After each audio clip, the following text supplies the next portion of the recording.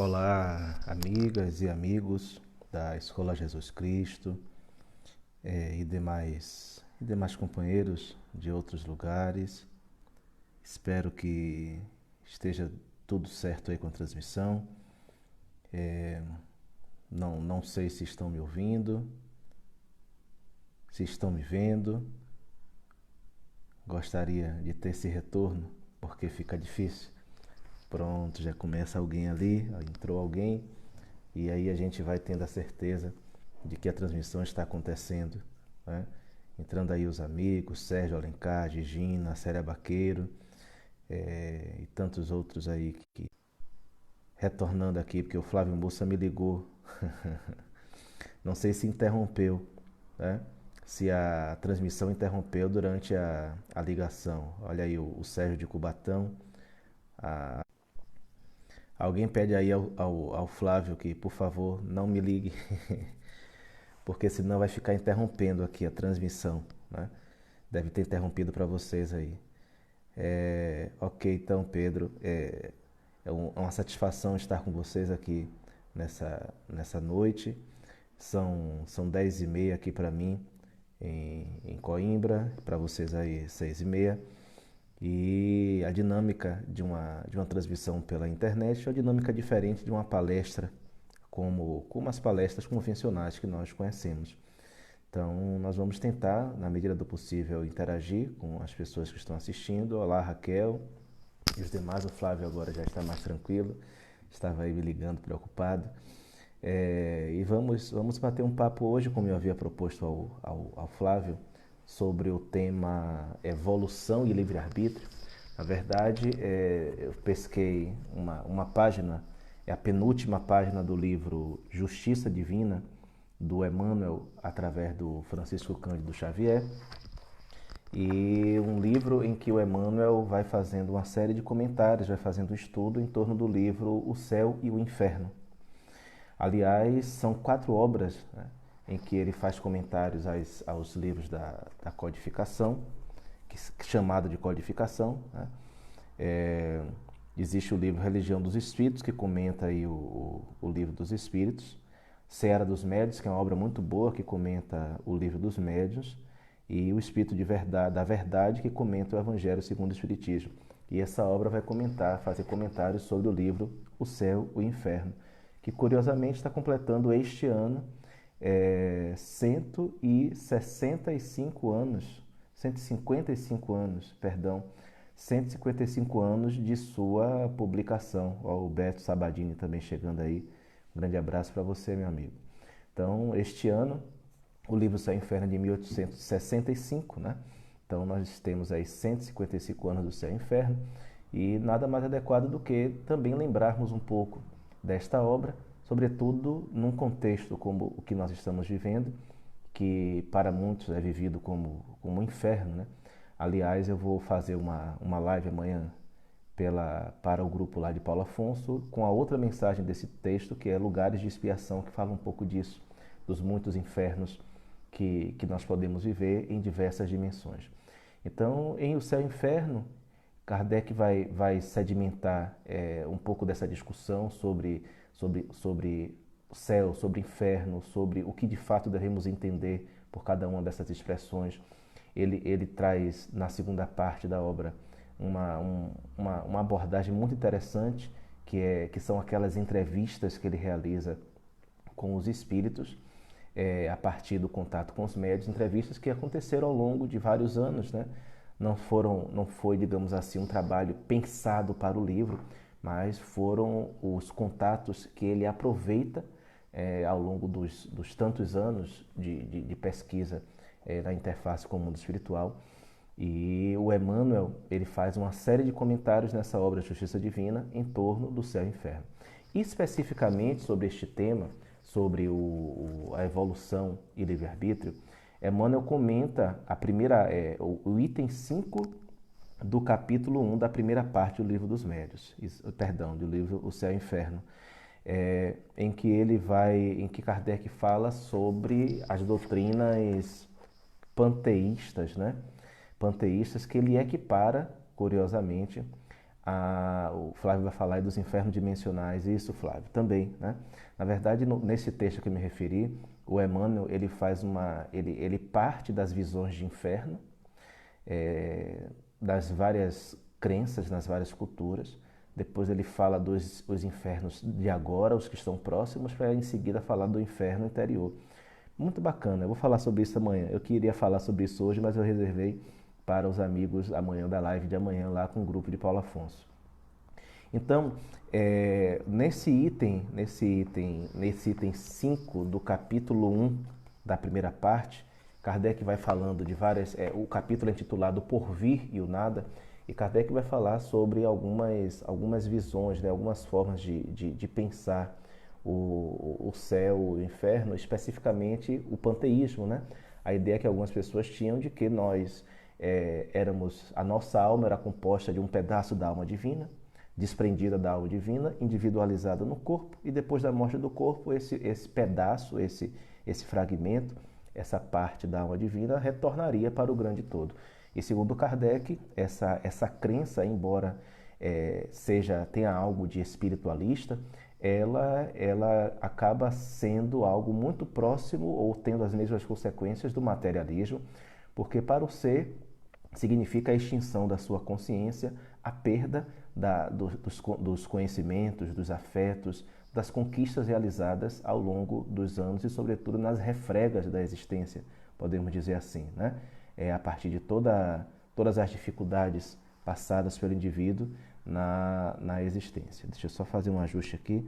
Eu tenho a impressão que ficou um pouquinho mais escuro aí para vocês a transmissão, mas não sei por que motivo, a iluminação não mudou.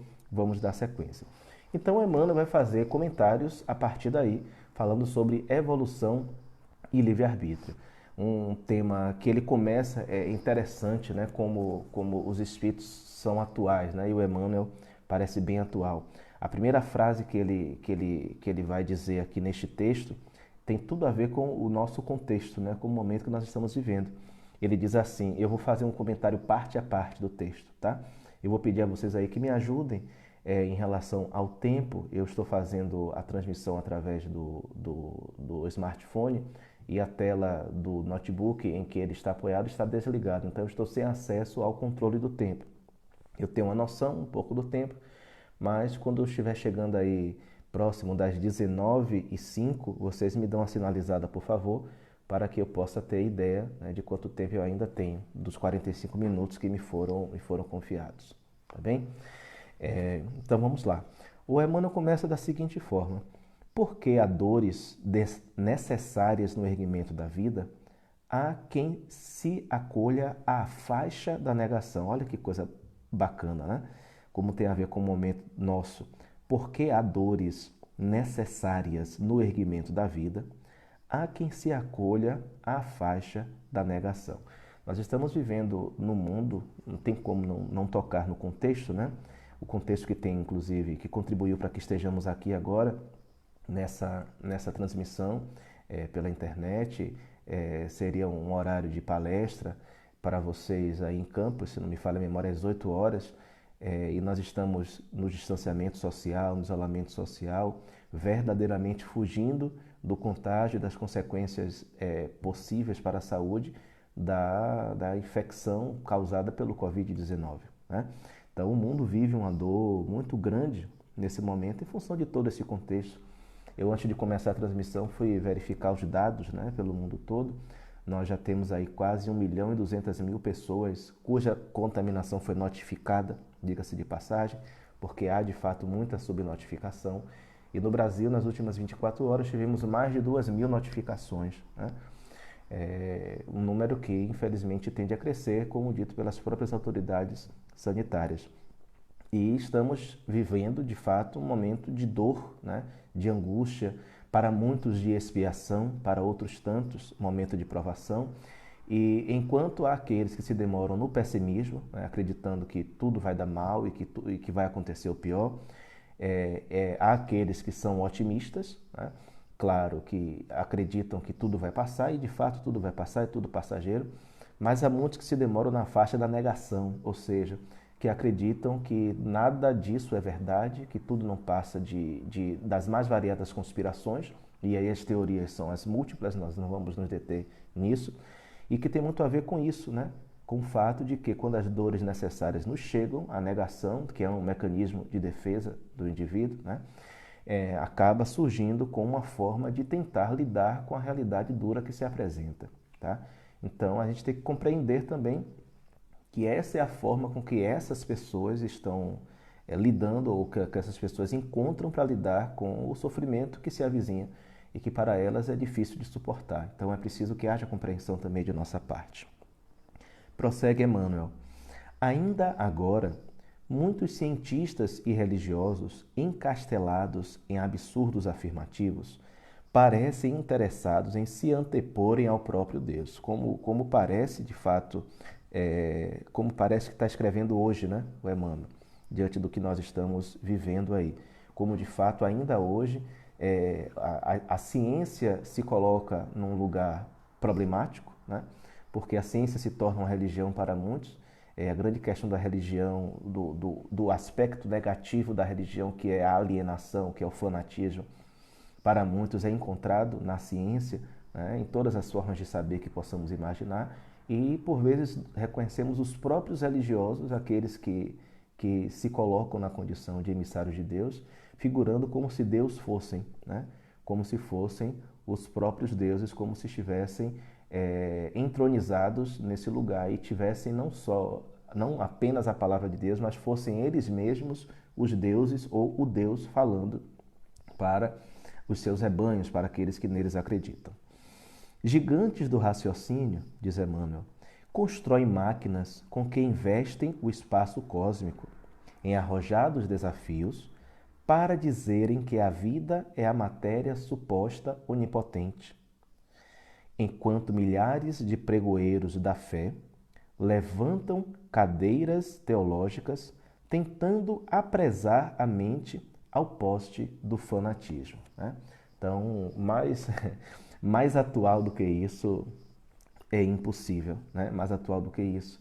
E, infelizmente, nós assistimos a movimentos parecidos dentro do próprio movimento espírita. Nós seguimos, né, Kardec, nós acreditamos, não só acreditamos, mas, como diria William Crookes, né, quando perguntado sobre se ele acreditava nos fenômenos espíritas, ele diz, já não digo que creio, digo eu sei. Então, aqueles em quem é introjetado, ou aqueles que introjetam a fé raciocinada, essas pessoas não morejam tão somente no campo da crença. Essas pessoas estão no campo do saber, de um saber internalizado, de um algo que é muito mais do que vem de fora, né? O Ricardo Antônio diz aqui que travou. Para mim aqui continua funcionando. Então, se para mais alguém aí travou a transmissão, por favor, informem para a gente tentar, se for o caso, reiniciá-la e ver se resolve, tá bem? Então, é muito mais do que de uma simples crença, é um saber, é algo que é internalizado, que faz parte do indivíduo. Então, nós não podemos fugir, né, dessa compreensão e da vivência plena dessa compreensão. Então, nós sabemos, né? Não podemos mais dizer que cremos, dizemos que sabemos e que vivemos e experienciamos isso como algo tão natural, precisa ser algo tão natural quanto o ar que se respira. Então, nós não podemos mergulhar em qualquer tipo de fanatismo, né? Em qualquer tipo de crença cega, a quem quer que seja ou a que ideia que for, né? Nem a Kardec, nem mesmo a Jesus. Jesus foi o grande libertador. André Marinho está aí, é quem conhece melhor Jesus, inclusive, do que eu. Jesus foi o grande arauto da libertação das consciências, né? Então, Jesus não veio criar seitas, né? Jesus não veio criar uma religião especificamente, mas propor a grande busca pela autonomia do ser que cada um deve construir. Na área de semelhantes conflitos, vai dizer Emmanuel, padece o homem o impacto de crises morais incessantes.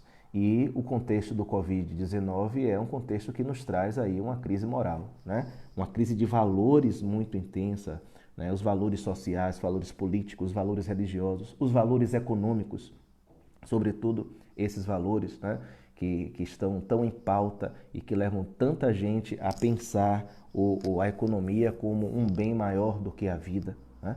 Então, conflitos assim como os que nós estamos vivendo nos empurram a encruzilhadas morais e, consequentemente, ao questionamento de todos esses valores. Não te emaranhes, porém, no labirinto, adverte Emmanuel. O mundo está criado, mas não terminado. Olha que coisa fantástica, né? Não só o mundo exterior, e aqui nós não temos que pensar apenas o exterior, porque o mundo de pedras, os edifícios, as construções, as paisagens, elas existem em função de uma inteligência, né? Elas são fruto da inteligência divina, então são fruto do poder criador da mente de Deus, vamos dizer assim, da mente divina. Mas tudo isso existe em função das inteligências que nele estão, né?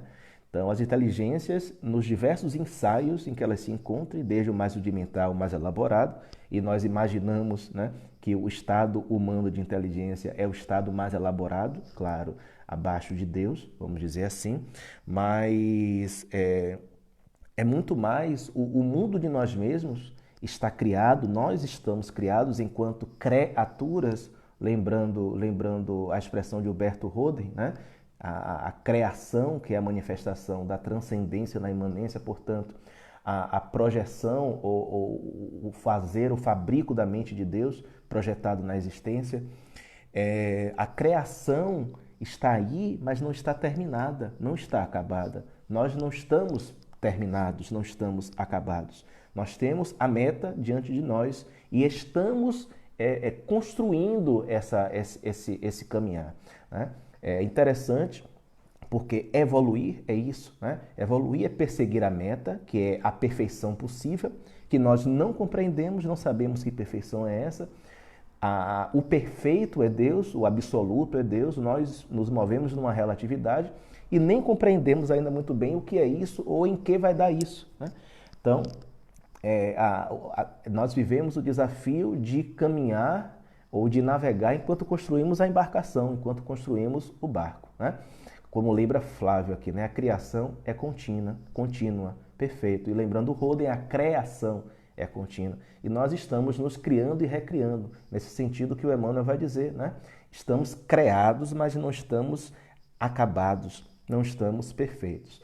Ainda estamos a caminho, estamos, portanto, evoluindo para chegarmos onde ainda nem sequer supomos que vamos chegar. Não temos ideia de que destino é esse, de que objetivo é esse, de que ponto máximo é esse, né? Mas estamos a caminho. E aí eu lembro de Raul Seixas, né? Raul Seixas tem uma música que ele diz: não sei onde eu estou indo, mas sei que eu estou no meu caminho. E é bem isso, né? Nós não sabemos muito bem para onde vamos, mas estamos, cada um, né, no nosso caminho, construindo, inclusive, a estrada enquanto estamos caminhando. De ponta a ponta da terra, vai dizer Emmanuel, vibra candente a forja da evolução. Problemas solucionados abrem campo a novos problemas.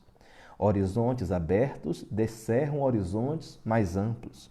E na arena da imensa luta, o espírito é obra-prima do universo em árduo burilamento. Como o Emmanuel é bem socrático aqui, né? Naquela proposta, desafio, provocação de Sócrates, do eu só sei que nada sei, né? Eu gosto de brincar dizendo que ele pelo menos sabia disso, a gente nem isso sabe. Sócrates sabia que nada sabia, a gente nem sabe ainda que nada sabe, né? Então, assim, a ideia de que olha lá, problemas solucionados abrem campo a novos horizontes. E isso também é uma dialética, né? É um processo dialético, porque a cada síntese, né, uma antítese se põe, né? E do processo síntese-antítese, né, nós temos, perdão, a cada tese, uma antítese se põe, e do processo aí da tese com a antítese, uma nova síntese que será uma nova tese. Então, os horizontes abertos, quanto mais ampliamos o nosso campo do saber, quanto mais dilatamos o nosso olhar e quanto mais amplo se torna o horizonte, outros tantos horizontes se descerram para nós, né? quando os homens entenderam o mundo dos infinitamente pequenos, menores ainda eles se fizeram, né? Veja que o átomo que se imaginava há tão pouco tempo, há um século e meio, um pouco mais, que era uma partícula indivisível, cada vez mais se divide em partículas outras tantas, né? Quanto mais mergulhamos o olhar na investigação do mundo marinho, muito mais coisas descobrimos, o universo pelo mesmo caminho e, no mesmo sentido, no mundo de nós mesmos. Então, quanto mais dilatamos os horizontes, mais horizontes há a dilatar. Quanto mais problemas solucionamos, né, outros tantos se apresentam, tá? E na arena imensa desta luta, vai dizer Emmanuel, o espírito é a obra-prima, a obra singular do universo em árduo burilamento, em processo constante de ressignificar-se, de reinventar-se, de redescobrir-se e, consequentemente, de caminhar passo a passo no seu processo evolutivo. Vai Emmanuel, o Criador não vive fora da criação. Emmanuel tem uns aforismos que por si sós dariam para a gente ficar elucubrando aqui durante muito tempo, né? Quando ele diz assim, o Criador não vive fora da criação. Isso me remete muito a uma provocação que eu gosto sempre de fazer. As pessoas costumam dizer assim, que Deus está em tudo, né? Mas eu prefiro dizer que tudo está em Deus. É uma relação diferente, né? Deus não é conteúdo, Deus é continente, né? Então Deus é muito mais amplo, Deus é muito mais abrangente, Deus simplesmente é, e nós estamos, vamos dizer assim, de modo que o Criador não vive fora da criatura, né? Deus está em tudo e tudo está em Deus. E a razão de ser do Criador é a criação, né? Criação aqui no sentido amplo, não apenas das coisas, mas sobretudo das inteligências, né? Porque tudo é manifestação da mente divina. Espírito e matéria, né? Deus, espírito e matéria, os elementos de tudo que compõe o universo. Na verdade, Deus é o ser maior, enquanto espírito e matéria são esses dois elementos que vão ser a base da compreensão de tudo que está no universo.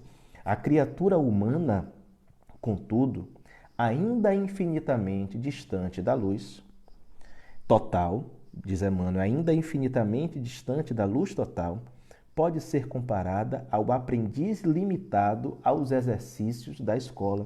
Eu acho até que Emmanuel foi generoso quando ele usa a expressão escola. Nós talvez ainda estejamos presos ao jardim de infância, a uma creche propriamente dita, né? Nem tanto a uma escola. Nós ainda estamos elaborando e nos elaborando nas refregas da evolução de muitas formas, né? E este momento peculiar que nós estamos vivendo nos põe em xeque diante disso, né? Nos coloca essa reflexão, principalmente para nós que nos sentimos, que é muito mais do que o dizer, né? Porque o dizermos não é nem tanto problema, nos dizermos cristãos, porque eu posso me dizer cristão sem de fato acreditar que sou, né? Isso não é o problema. O mais do que o dizer-se cristão é o sentir-se cristão, né? Então, para além do discurso, há a nossa crença. Nós acreditamos que somos cristãos e dentro dessa crença, né, dentro do acreditar-se cristãos, nós ainda nos permitimos tantas e tantas ideias, tantas e tantas inclinações, tantas e tantas posições diante da vida que são diametralmente opostas ao cristianismo. E não são as propostas libertadoras de Jesus, vamos dizer assim, para prestigiar meu amigo André Marinho, né? do homem libertador e não do mito das religiões. E não é aquelas situações do conflito paulino, né? O bem que eu não quero, o bem que eu quero eu não faço, e o mal que eu não quero, esse eu faço. Não é isso. É termos ainda a capacidade de sustentar posturas, ideias totalmente anticristãs, como se cristãs fossem. E acreditarmos, né, que aquilo expressa o pensamento de Jesus, a qualquer ideia que venha de uma proposta cristã. Isso é o que é mais delicado, né? O que mostra como nós de fato ainda estamos na creche da evolução, né? Emmanuel é generoso quando nos compara aprendizes nos exercícios da escola. Não, nós somos ainda ensaístas nos domínios da creche, né? No parque infantil, no jardim da creche. É isso que de fato nós somos. Cada civilização, diz Emmanuel, é precioso curso de experiências e cada individualidade, segundo a justiça, deve estruturar a sua própria grandeza. Né? Vou repetir. Cada civilização é precioso curso de experiências e cada individualidade, segundo a justiça, deve estruturar a sua própria grandeza. Olha como isso aqui está em sintonia com aquela perguntinha do Livro dos Espíritos, que diz assim: onde estão escritas a lei de Deus, as leis de Deus, né? Eu sempre prefiro ler da seguinte forma: onde estão inscritas, né? O escritas sugere algo na superfície, o inscrita sugere algo que é íncito, que compõe, que estrutura o ser. E os espíritos respondem: na consciência. Bom, se é na consciência, né, do indivíduo, se está na consciência do indivíduo a lei de Deus inscrita, estruturando, fazendo parte da estrutura e ao mesmo tempo estruturando o ser, faz todo sentido, Emmanuel, dizer que cada individualidade, segundo a justiça, deve estruturar a sua própria grandeza. Né?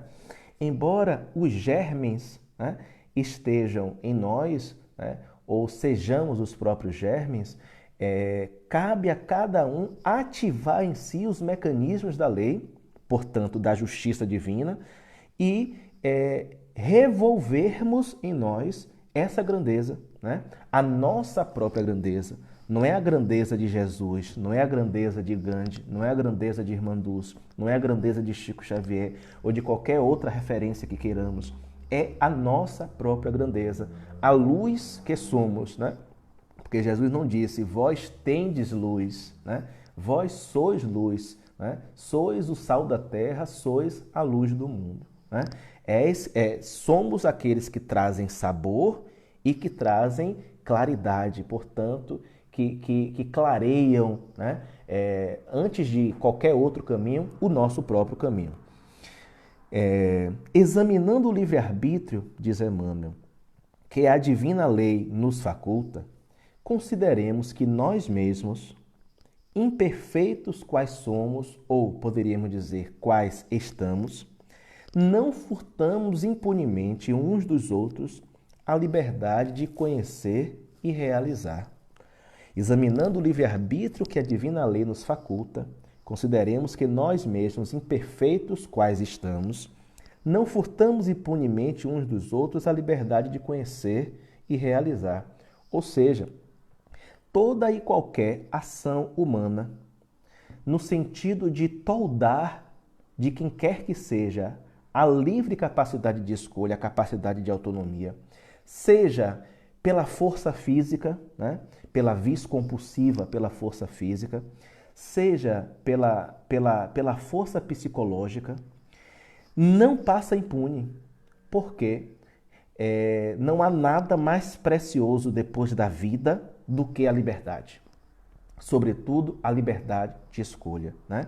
A possibilidade de escolhermos ser quem somos, ser quem quisermos ser, né? Ou sermos quem pudermos ser. E é tão interessante isso, é uma coisa que às vezes eu acho impressionante, né? Eu acho que é o exercício dos guias espirituais. A gente costuma dizer assim, que o amor que nós melhor aproximamos do amor divino é o amor das mães, né? E que me perdoem as mães presentes, Dona Hilda Tavares, que está aí nos assistindo, que é uma excelente mãe, mas eu penso que é o amor dos guias espirituais, né? O amor que mais se aproxima do amor de Deus é o amor dos guias espirituais. Porque o amor materno, paterno, e eu vou abrir essa brecha para os pais, claro, eu também sou pai. O amor materno, paterno costuma ser um amor apaixonado, né? Um amor comprometido por um olhar passional. Enquanto o amor dos guias é um amor mais abrangente, é um amor que muitas vezes sofre por perceber que o seu protegido, que o seu guiado, que o seu orientando trilha por caminhos indevidos, mas que desenvolve um exercício absoluto de respeito, permitindo que o indivíduo caminhe com suas próprias pernas, tropece nas suas próprias pedras, né? e aprenda com seus próprios erros. Olha, isso é uma manifestação de amor fora do comum, gente, que é a manifestação do amor divino para conosco, né? O fato de Deus nos permitir ser quem somos, né? E mais do que isso, de Deus compreender que somos quem podemos ser. Lembrando a música, né? Somos quem podemos ser, sonhos que podemos ter, né? Então, muito mais do que esse amor é algo impensado para mim. Nós somos quem de fato podemos ser. Então, essas pessoas a quem muitas vezes nós olhamos, né, pelas várias diferenças de pensamento, de às vezes, seja o que for, que imaginamos equivocadas de muitas formas, elas estão sendo exatamente quem elas podem ser. Como nós estamos sendo exatamente quem podemos ser, né? Estamos dentro dos limites das nossas possibilidades. Então, ninguém tolda a capacidade, a liberdade de quem quer que seja, a livre escolha de quem quer que seja de forma impune. Porque lá na sua consciência, as leis lá inscritas um dia vão cobrar um reajustamento, uma ressignificação daquela experiência. Não é uma punição, não é um castigo, mas o ressignificar, né? o ajustar-se consigo mesmo com as leis que estão escritas em nós. E aí Emmanuel dá 3 exemplos interessantes. Pais responsáveis, e aí não é apenas pais ou mães, né? Mas o adjetivo é presente, responsáveis.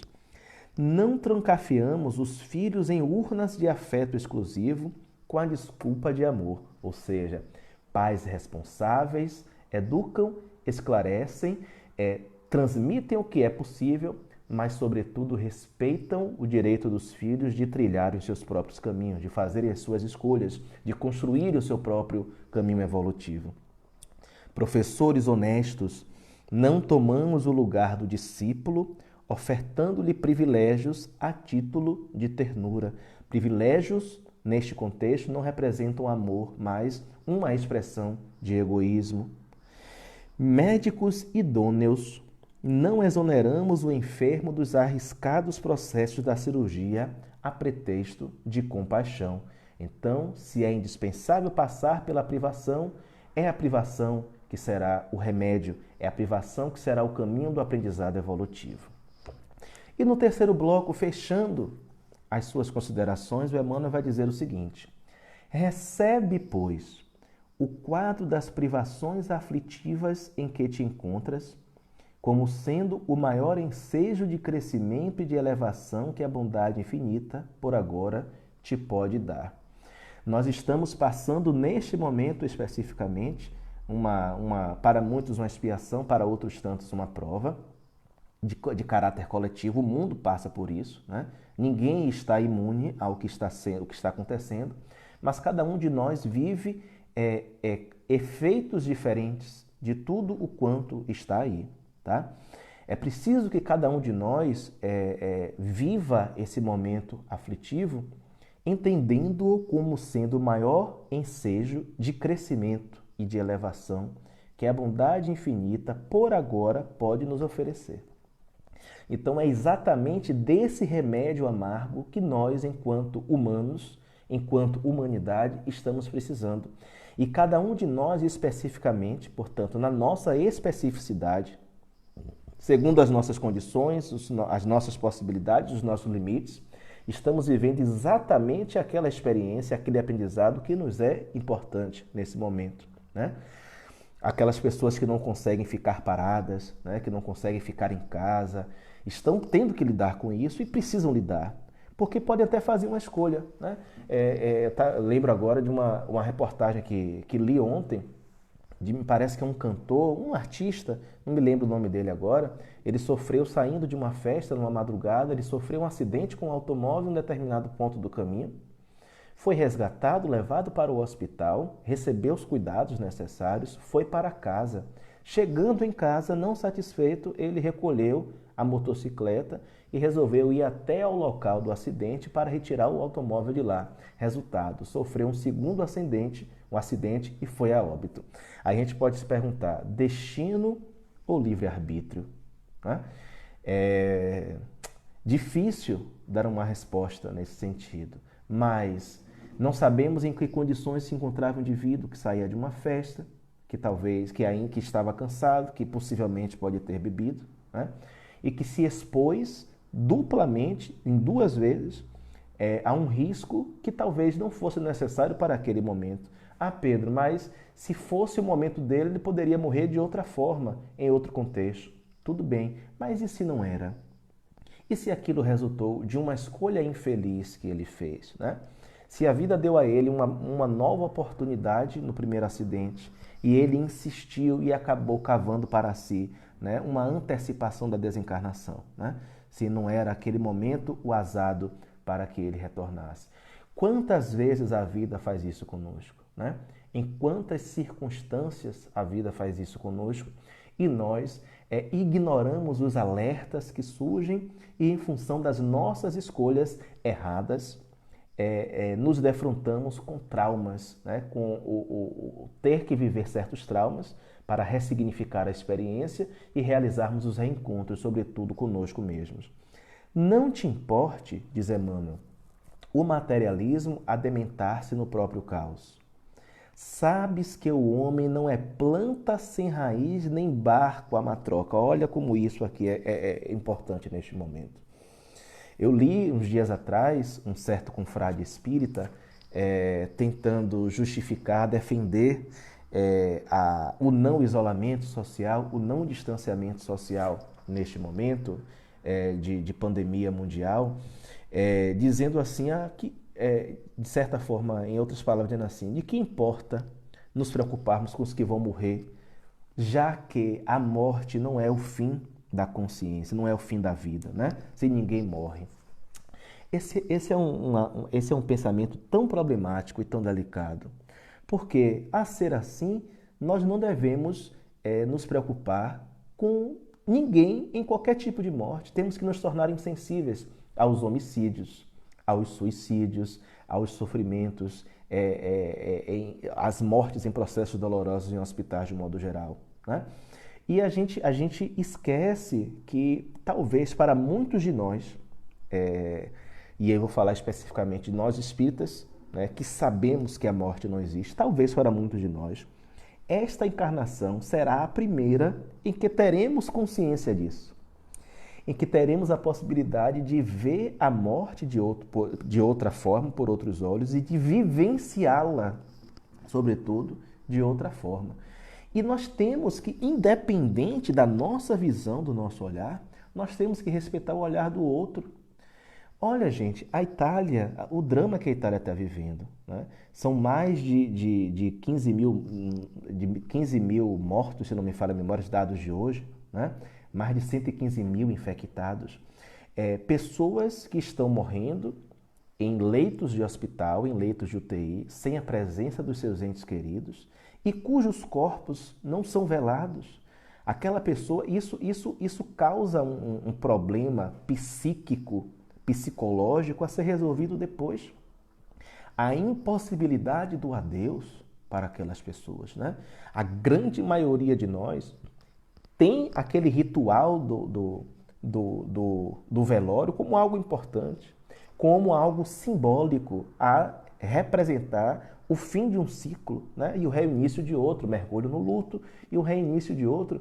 Então, como desprezar a dor dessas pessoas? Como dizer simplesmente, de forma seca e totalmente não empática, anti-empática, que essas mortes não importam? Elas importam, sim, não porque morreu, acabou, mas sim porque esses processos vão demandar dramas psíquicos, traumas em quem fica, traumas em quem vai, traumas naquelas pessoas que estão ali trabalhando, aqueles profissionais de saúde, né?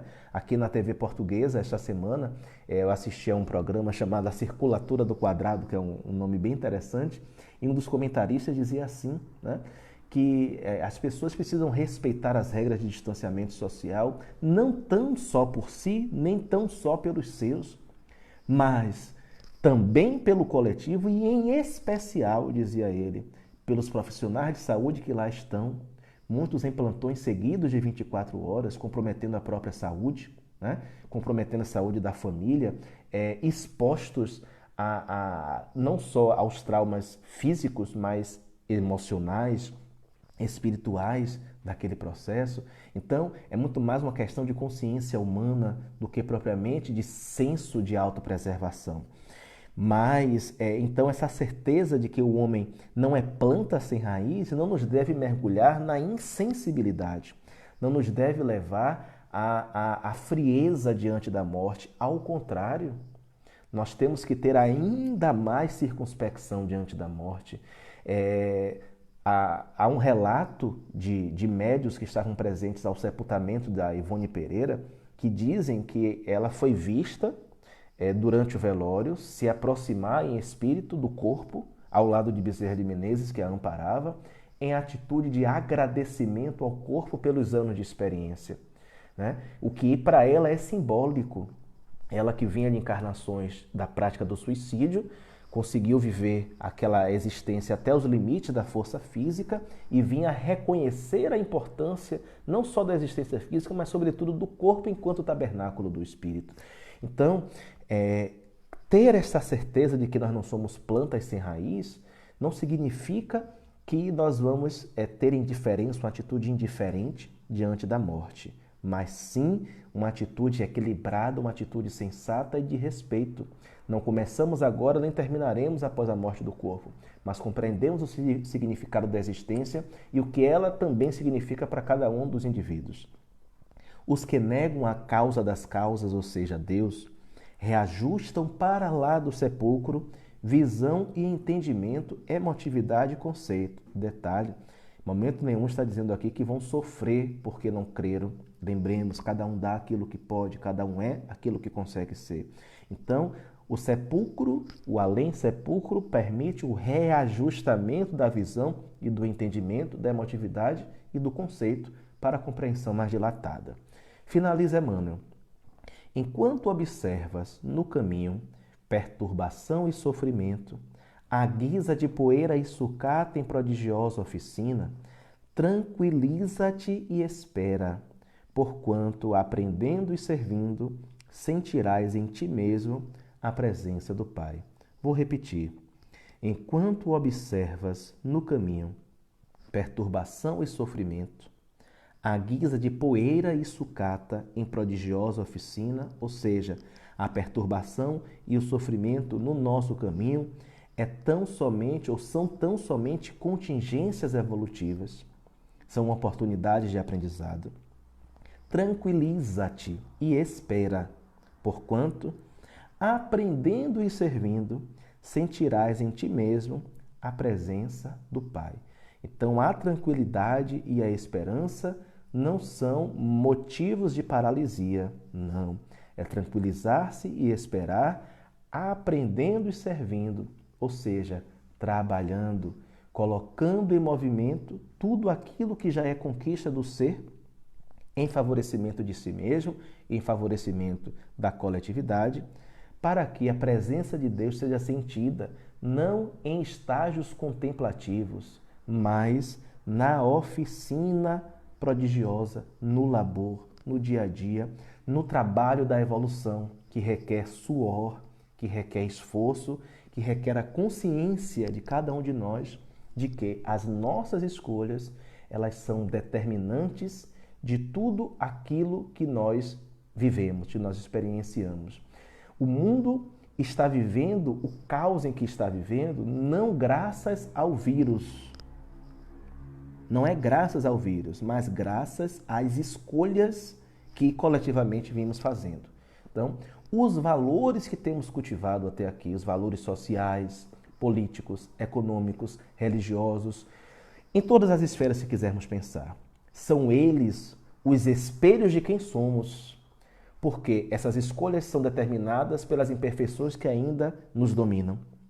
Então, As escolhas, fruto das nossas imperfeições, é que respondem pelo caos que nós estamos vivendo. Nós poderíamos passar por esta provação de outra forma, em outro contexto. E há exemplos disso por aí afora. Então, não podemos colocar em um vírus, em uma pandemia, em uma tragédia natural, num terremoto, num maremoto, seja lá o que for, a responsabilidade pelo que estamos vivendo. Nós temos que chamar para nós, enquanto homens, enquanto humanos, nessa humanidade que está aí, e entender que são os valores consubstanciados no estilo de vida que nós estamos vivendo, que nós estamos encampando até aqui, que são os responsáveis pela tragédia humana que nós estamos vivendo.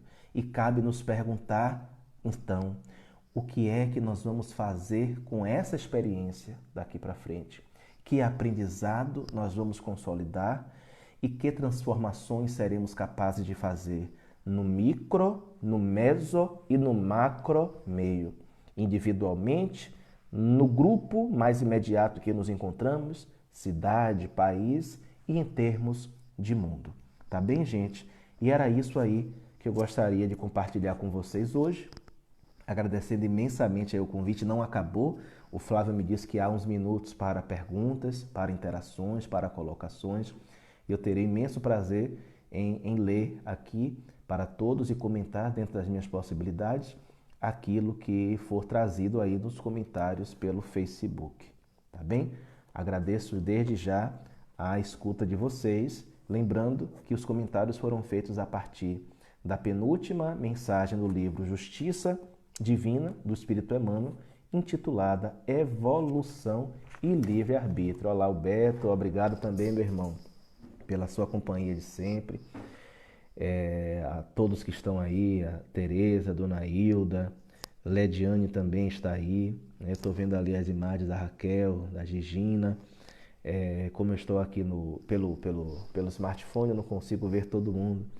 Mas o que é que vamos fazer com essa experiência? Exatamente, Tereza. O que é que vem depois daí, né?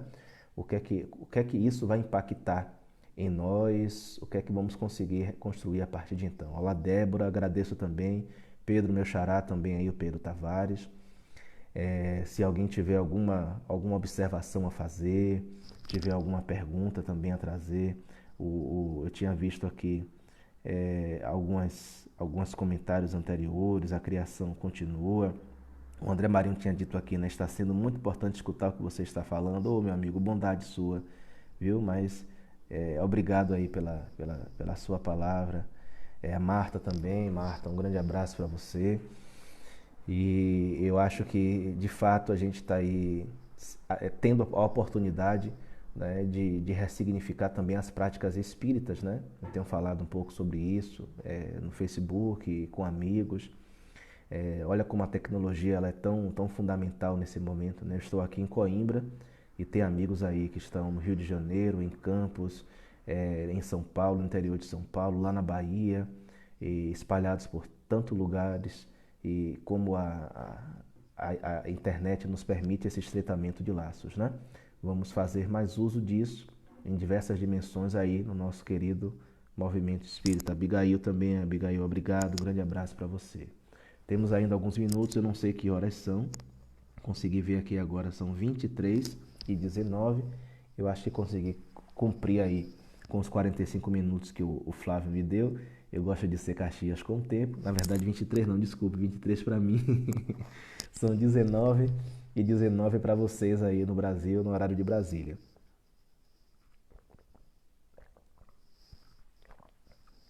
Pois bem, precisamos de uma palavra espiritual lúcida, racional, e sua palavra foi nesse sentido. Ô, meu irmão, obrigado, viu? Também preciso acreditar um pouquinho aí aos amigos espirituais que sempre se fazem presente, né? Que nos trazem inspiração. É sempre bom a gente conseguir essa sintonia boa, positiva, para encontrarmos a serenidade que precisamos tanto, né? Nesse momento. Josiane, obrigado também, Josiane, aí, pela sua presença. Trabalhadores da última hora, né? Para nós essa é a última, né? Talvez, não sei, né? Na verdade, esta que estamos vivendo agora é a última, mas quem sabe, né? De fato, é um desafio muito grande viver esse momento, né? Viver esse momento. O mundo já passou por outras, né? Outros abalos semelhantes, por outras pandemias, mas eu acho que essa pode ser uma grande oportunidade para ressignificarmos. E eu vou mais longe, ou vou mais perto, né? Vamos um pouquinho mais perto. A gente tem discutido tanto aí, eu com os colegas de vários e diversos níveis aqui, espíritas, não espíritas, no doutorado, enfim, sobre a crise do capitalismo como oposto, né? Do consumo, especialmente, do consumo pelo consumo. Eu acho que independente do contexto externo mudar ou não, eu acho que é uma grande oportunidade para a gente se perguntar se a gente precisa de tanta coisa, né? Se a gente precisa consumir tantos produtos e tantos serviços, né? O ser forçado a estar em casa e se privar de determinadas coisas pode nos trazer esse aprendizado. Será que realmente eu preciso de tudo isso que eu acho que preciso? Né? Será que eu preciso consumir tantos serviços e tantos bens? É uma reflexão para se fazer. Ó, Sandra Tage aqui, a gratidão pelos comentários, convidando-nos à reflexão sobre o momento tão grave que atravessamos. Obrigado aí, Sandra. Lembrando que eu trouxe Emmanuel, extremamente atual, né? Será que iremos refazer, pergunta Valdeia, caminhos, reconhecer falhas e erros, deixarmos de ser prisioneiros de nós mesmos? É, essa é uma pergunta que só cada um pode responder, Valdeia. Eu espero, individualmente, na minha experiência, conseguir fazer esse processo de ressignificação. Mas é individual, né? É muito pessoal, é muito próprio. Depende muito do quanto estamos dispostos a ceder, né? Muitos de nós sofremos da síndrome de Gabriela, né? Eu nasci assim, eu cresci assim, sou mesmo assim, vou morrer assim. E vai reencarnar assim, se vacilar. Mas quantos de nós estamos dispostos, né, a isso, né? E é uma pergunta para cada um se fazer. É um momento especial da gente se preocupar menos com o que o outro vai fazer de si, nos preocuparmos mais com o que vamos fazer, né, de nós mesmos a partir disso aí. Somente Consolador para nos ajudar. Deixa eu voltar aqui. Suzana Brandão. Somente Consolador para nos ajudar a passar por esse momento de forma mais serena, de fato. Cláudia Mello, um abraço, Cláudia, para você. Obrigado pela exposição, muitas reflexões para nós.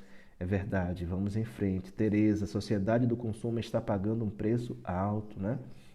Nós, consumidores da sociedade de consumo, estamos pagando um preço muito alto, extremamente alto, né?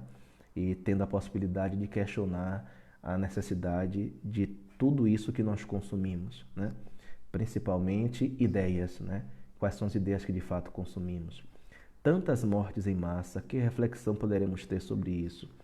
É, eu não sei. A gente vive tantos abalos, né, naturais de tanta natureza, Lediane. Existem registros na história da China, por exemplo, de abalos naturais, de ceifarem 2 milhões de pessoas, né?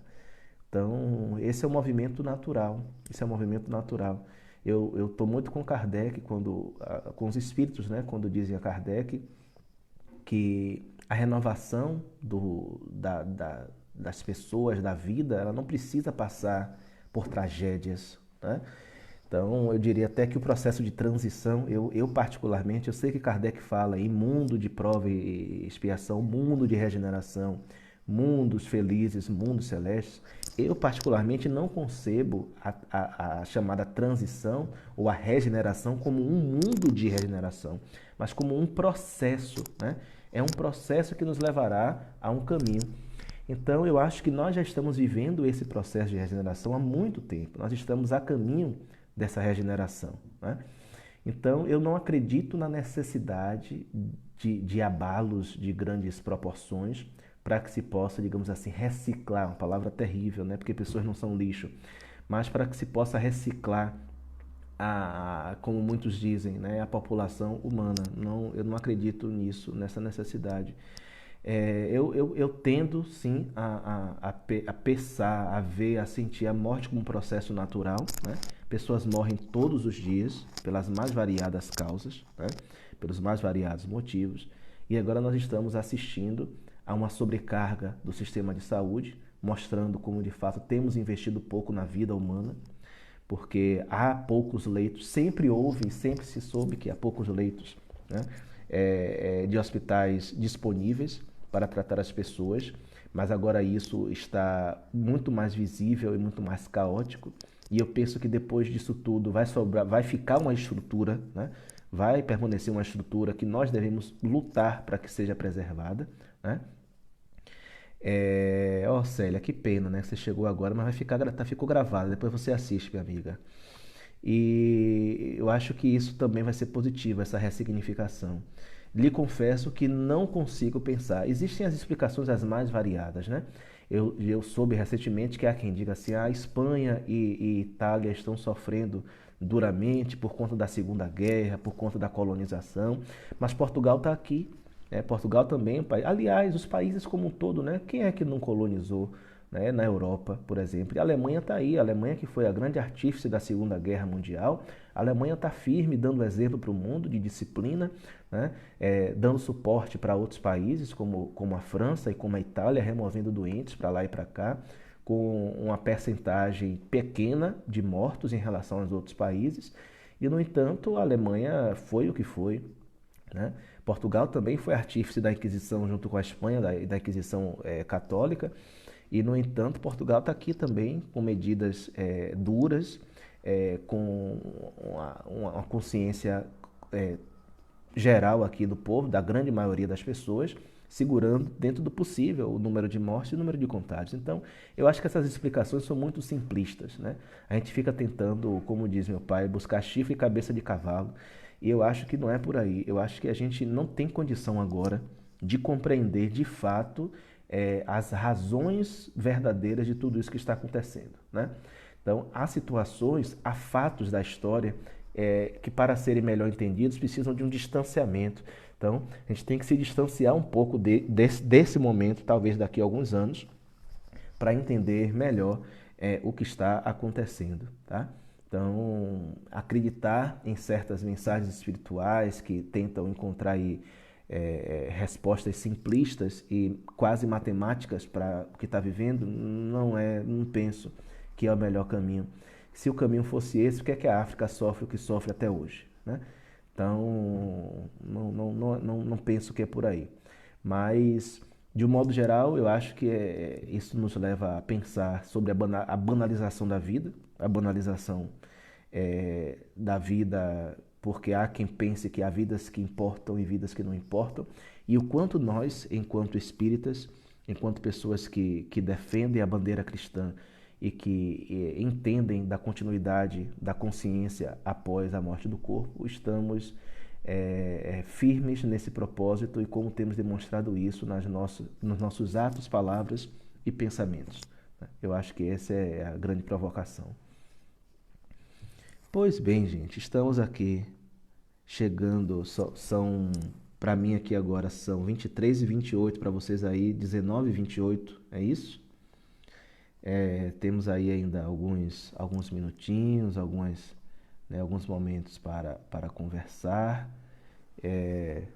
Se não tiver mais nenhuma pergunta, o Pedro Tavares aí, o Flávio, que são aí os responsáveis pelo grupo. Então, espero aí uma sinalização de vocês.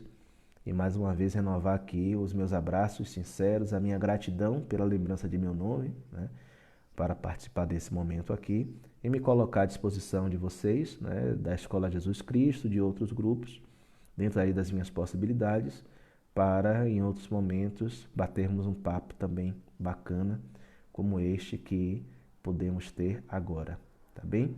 Então, fico esperando aí, Flávio e Pedro, a sinalização de vocês para nós encerrarmos a nossa transmissão.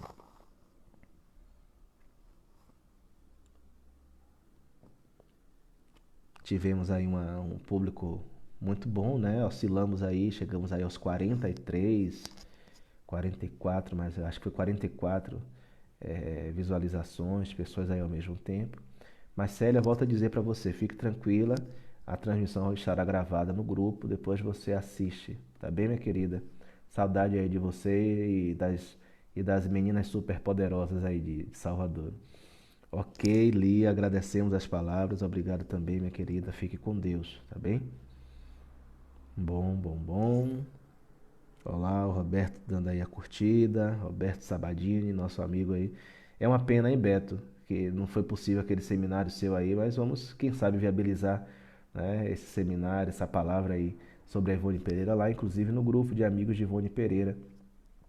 Por acaso abri hoje, antes de assistir essa palestra, o livro Esperança, capítulo 65, máximo e mínimo, falando sobre os questionamentos feitos por você e de alguns. Ok, Valdeia, então, sincronicidade, né? Estamos sincronizados aí uns com os outros. Raquel, um abraço para você, Marlene Pisoni, boa noite também, querida. E é isso, gente. Eu agradeço mais uma vez, deixo um abraço. Pedro e Flávio, vou encerrar então, tá bem? Fiquem todos com Deus e até a próxima, se Deus quiser. Tchau, tchau.